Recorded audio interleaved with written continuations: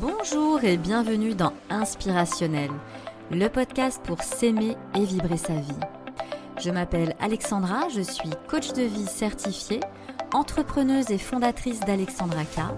J'accompagne les femmes à retrouver confiance, équilibre et épanouissement.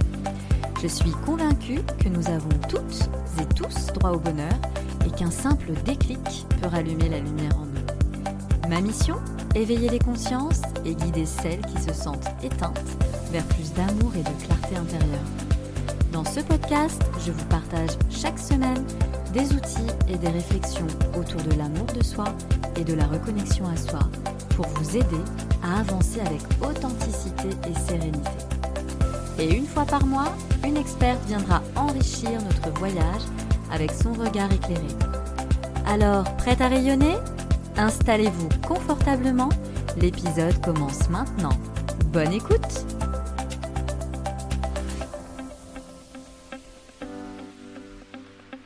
Bonjour et bienvenue dans ce nouvel épisode où nous continuons ce mois-ci à explorer notre cycle pour mieux vivre. Alors petit rappel pour les nouvelles qui me suivent et qui souhaitent plus de conseils, d'astuces bien-être, abonnez-vous à ma newsletter avec le lien en légende ou alors profitez même de votre séance découverte et gratuite de 45 minutes avec moi pour déterminer vos attentes et besoins du moment sur alexandraka.fr. Alors dans l'épisode précédent, nous avons exploré les 4 grandes phases du cycle féminin, ce que j'appelle nos saisons intérieures. Comme promis, aujourd'hui je vous propose un pas de plus. On va aller en profondeur pour savoir comment programmer concrètement vos activités en vous appuyant sur votre cycle. Parce que oui, vivre en harmonie avec votre cycle, c'est pas juste une belle idée, c'est juste une stratégie d'organisation naturelle, puissante et profondément efficace. Je vous en ai parlé, Moi, ça a changé radicalement ma vie et je pourrais plus m'en passer aujourd'hui. Et restez bien avec moi jusqu'à la fin parce que, comme d'habitude, je vous proposerai un rituel pour amorcer l'organisation de votre vie en lien avec votre cycle. Alors en 1, si votre cycle devenait votre outil d'organisation, vous y avez déjà pensé ou pas ?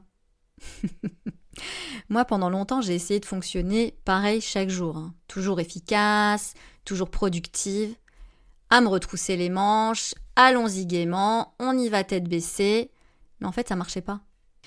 Donc j'ai envie de vous dire aujourd'hui, si on arrêtait de se battre contre notre énergie fluctuante pour plutôt planifier en accord avec elle-même. Votre cycle peut devenir un réel outil d'organisation puissant, un guide pour savoir quand planifier, quand produire, quand rayonner et quand se replier. C'est maintenant qu'on va aller voir très en détail la programmation de votre cycle, avec des exemples concrets selon votre réalité. Je vous ai préparé une grille d'organisation cyclique concrète pour une meilleure efficacité et sérénité avant tout au fil des semaines. Et à chaque phase, je vais vous proposer des activités adaptées avec des exemples concrets selon votre quotidien, qu'il soit entrepreneurial, qu'il soit d'ordre salarié, si vous êtes une cadre effrénée, ou alors en lien avec votre quotidien de maman. Voilà. Donc prenez des notes, installez-vous confortablement, un notebook, un stylo, peut-être même une tisane ou votre boisson préférée, et c'est parti. Alors, en semaine 1, pour rappel, c'est l'hiver intérieur, la phase des menstruations. Donc l'objectif, ralentir, introspecter, se connecter à soi, à l'essentiel.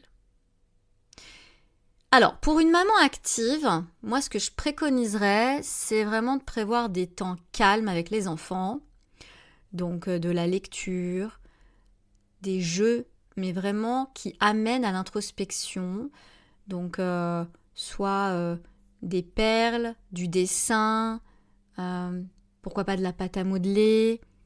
Voilà, l'idée aussi, pour vous-même, si vous le pouvez bien sûr, c'est de se coucher plus tôt, d'alléger les repas ou les responsabilités. C'est pas, encore une fois, à ce moment-là, de prévoir des grandes sorties, de se mettre une pression avec une to-do list énorme.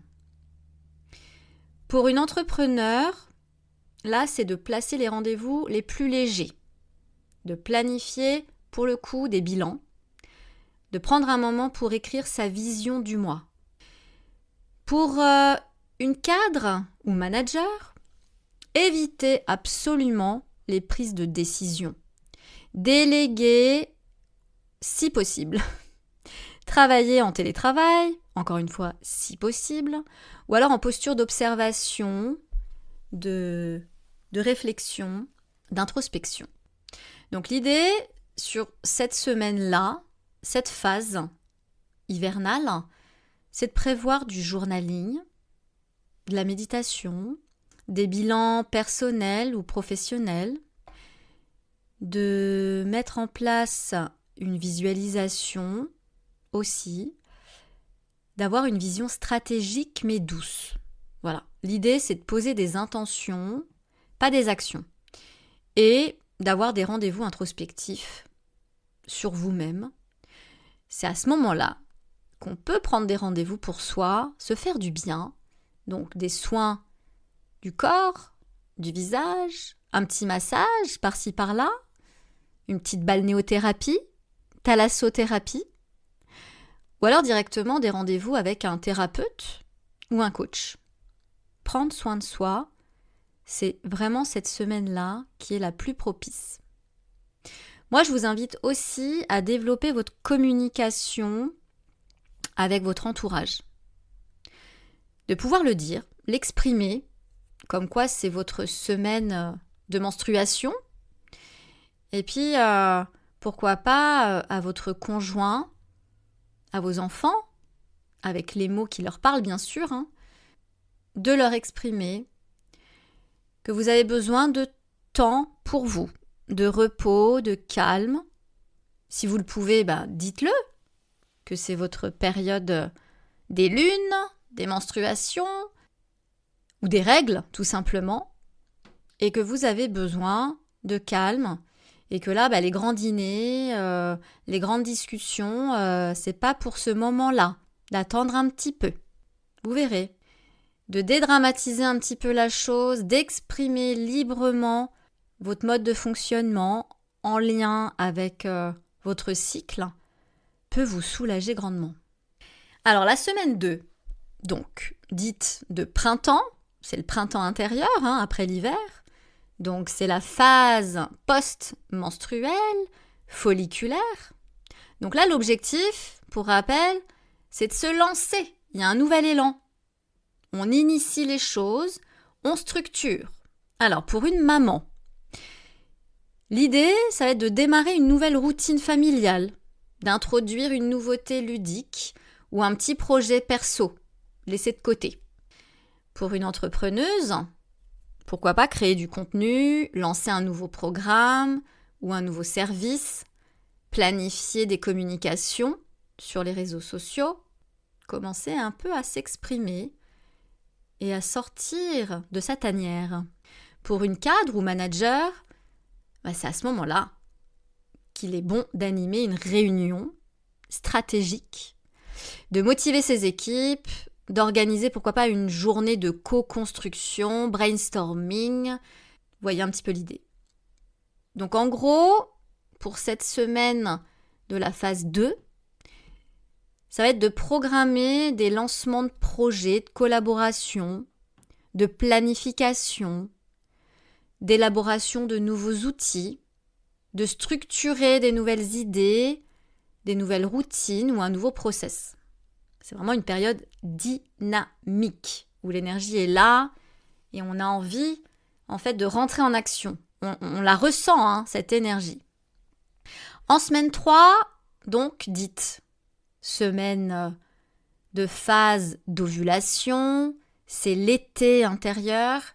Donc là, l'objectif, rappelez-vous, c'est de rayonner. On rayonne de toute façon naturellement. Donc allons-y, rayonnons. Soyons solaires et connectés à nous-mêmes, à notre énergie flamboyante. Soyons audacieuses. Il y a l'optimisme qui est là, cette assurance qui revient. Pour une maman, pour cette phase 3, ça sera, pourquoi pas, d'organiser une sortie en famille ou un moment de partage avec des amis, pourquoi pas des voisins. Donc là, c'est le relationnel à fond, les ballons. On peut faire des nouvelles rencontres. Pour une entrepreneuse, là, c'est le moment de réseauter. Donc, on peut aussi, bien sûr, rencontrer ses clientes, participer à un nouvel événement, à un nouveau salon, faire pourquoi pas des lives, prendre le micro. Voilà. Communication à fond les ballons, propice pour le relationnel, encore une fois. Et pour une manager, une cadre, prendre la parole en réunion, faire des retours positifs, comme on dit, des feedbacks, faire passer des messages avec clarté et enthousiasme à ses équipes. Donc l'idée pour cette phase 3, c'est de programmer des réunions, des présentations, du networking, pourquoi pas des vidéos, communiquer de manière stratégique, optimiser vos rendez-vous clients à ce moment-là et de mettre en place des actions visibles. Là, pour le coup, à fond, rayonnez à fond les ballons, soyez visibles, soyez au devant de la scène. Donc, les lancements, les événements, les lives. Et en semaine 4, donc dite d'automne, l'automne intérieur, là on est en phase prémenstruelle. L'objectif, c'est de finaliser, trier, clôturer. Donc pour une maman, ça va être de quoi? De faire le tri dans la maison. Donc anticiper aussi les repas, les vêtements de la semaine suivante, se replier, commencer tout doucement à se replier et sans culpabiliser. On anticipe. Pour une entrepreneuse, ça va être tout doucement de finaliser les tâches en cours, d'effectuer des corrections, de poser des limites sur son emploi du temps, donc de regarder vraiment l'emploi du temps au mois et d'affiner, de continuer à structurer, à planifier les rendez-vous en douceur. On optimise. Pour une manager ou une cadre, là, l'idée c'est de clôturer les dossiers ouverts, faire le point aussi avec soi-même et ou avec son équipe. De rédiger ce qui doit être rédigé, de s'organiser au mieux, optimiser la prochaine semaine. Parce que la prochaine semaine, c'est la semaine 1 où vous serez en repli, la communication se fera moindre. Donc on anticipe. Donc pour cette semaine 4, qu'est-ce qu'on fait? On fait du tri, on effectue des révisions, on ajuste, on peaufine ce qui doit l'être. On peut se désengager aussi, stratégiquement parlant. Si on ne ressent pas les choses, une situation quelle qu'elle soit, on peut poser ses limites et dire non, justement, parce que c'est à ce moment-là, dans cette phase 4, qu'on ressent vraiment la clarté, ce qui est bon pour nous. On peut aussi passer à l'écriture intuitive, introspective. C'est à ce moment-là qu'on va aussi analyser.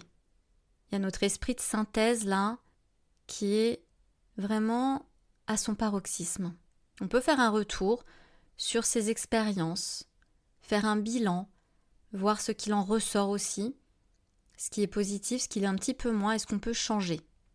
Ce qu'on peut faire aussi pendant cette période 4, c'est une petite détox digitale, une pause numérique ou alors une réduction de sa visibilité.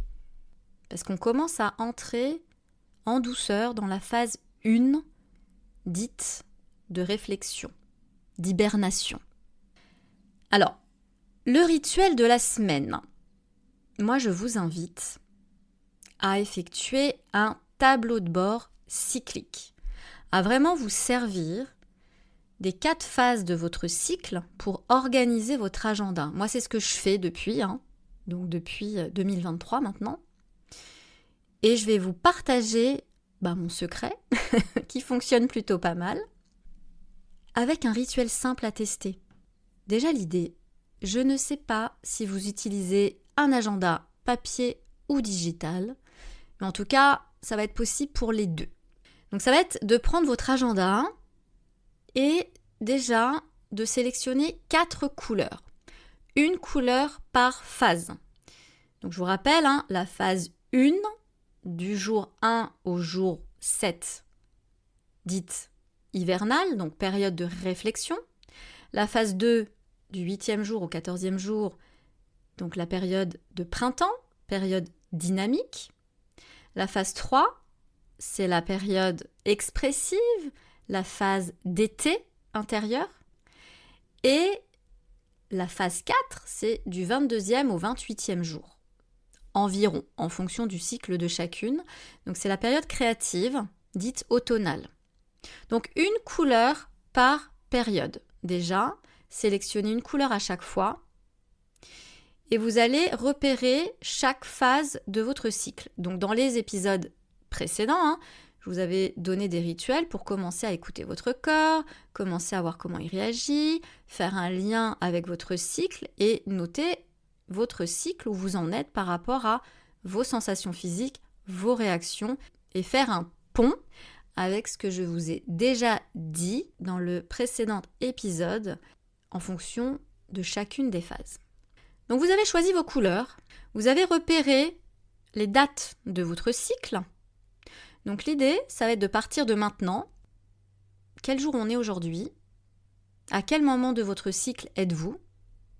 Et donc dans quelle phase vous situez-vous? Ça va être de choisir une tâche ou une activité alignée par phase. Et moi, je commence toujours comme ça. Moi, je fais mon agenda, ma planification mensuelle, toujours comme ça. Je vais vous expliquer. Donc vous partez de la date du jour et vous notez exactement la date de votre cycle, où est-ce que vous en êtes. Est-ce que vous en êtes au J1, au J10, au J15 et ça correspond à quelle phase exactement. Si on commence un mois lambda, vous êtes aujourd'hui au J1, donc on est en phase 1, dite hivernale, de réflexion. Donc moi, je mets sur mon agenda J1, réflexion en majuscule. Est-ce que ça peut amener? Qu'est-ce que je dois faire cette semaine-ci? Donc propice à quoi? Au repos, à la planification. Donc je me note les mots-clés. La semaine suivante, je vais noter J8 et là, une autre couleur. Je sais qu'on est en phase numéro 2, phase de printemps. Alors je ne vais pas noter hiver, printemps, été, automne. Moi, je vais noter les mots-clés. Donc là, sur cette phase 2, on est en période dynamique. Donc je vais noter dynamique en majuscule. Et puis, 2 petits points, je vais me mettre d'autres mots-clés. Décision, action, énergie. En phase 3, donc je vais sur le calendrier noter le jour en question. Donc on est au J combien? 15. Je vais mettre en mots-clés expressive. Donc on est en phase d'été intérieur, dite expressive. Donc je mets le mot expressive en majuscule.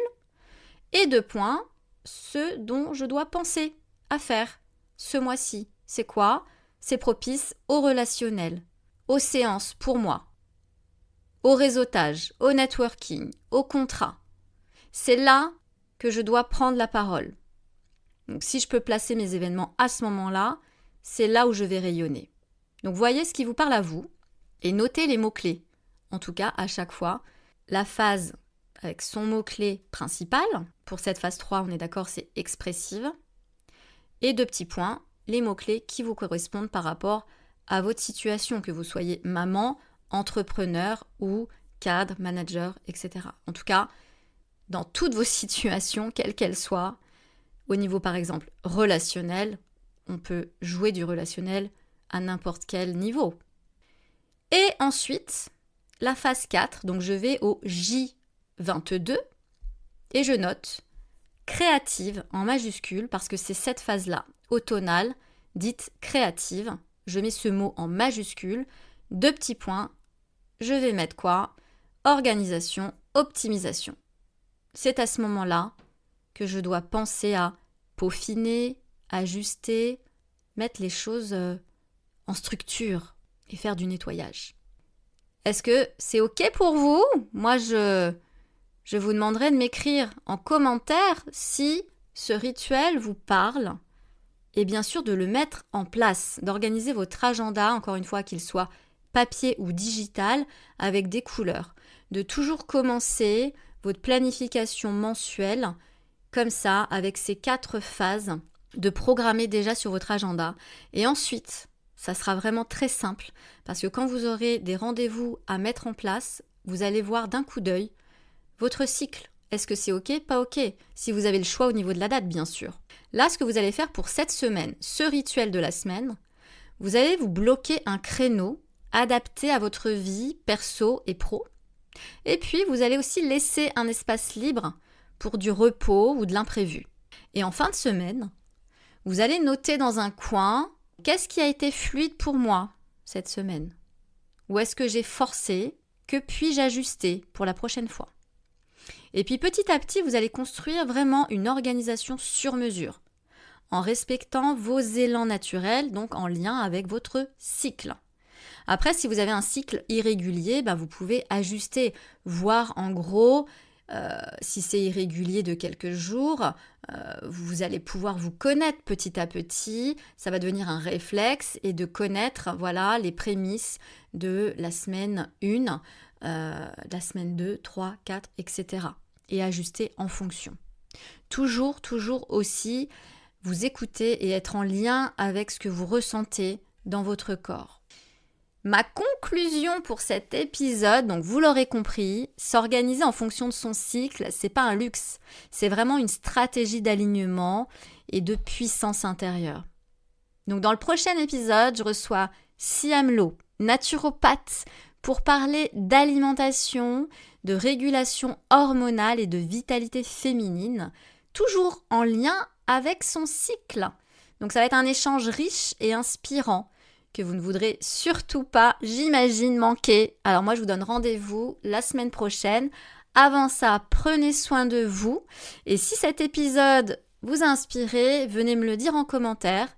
Venez me partager comment vous allez programmer, comment vous avez programmé vos semaines avec votre corps comme allié. Et souvenez-vous, votre énergie est précieuse. Honorez-la. Merci d'avoir écouté cet épisode d'Inspirationnel. J'espère qu'il vous a apporté des clés, des inspirations et des prises de conscience pour avancer avec plus d'amour et de confiance en vous. Si cet épisode vous a plu, n'hésitez pas à le partager à une amie qui pourrait en avoir besoin et à me laisser une note et un commentaire sur votre plateforme d'écoute préférée. C'est le meilleur moyen de soutenir ce podcast et de permettre à d'autres femmes de trouver leur propre lumière.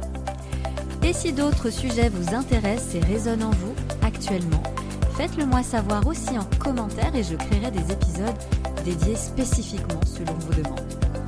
Pour aller plus loin, retrouvez-moi sur alexandraka.fr ou sur les réseaux sociaux où je partage d'autres ressources et accompagnements pour vous guider sur votre propre chemin. Découvrez toutes les infos en légende pour me retrouver plus facilement. D'ici là, prenez soin de vous, osez vous aimer et souvenez-vous, vous êtes bien plus lumineuse que vous ne le pensez. À très bientôt pour un nouvel épisode.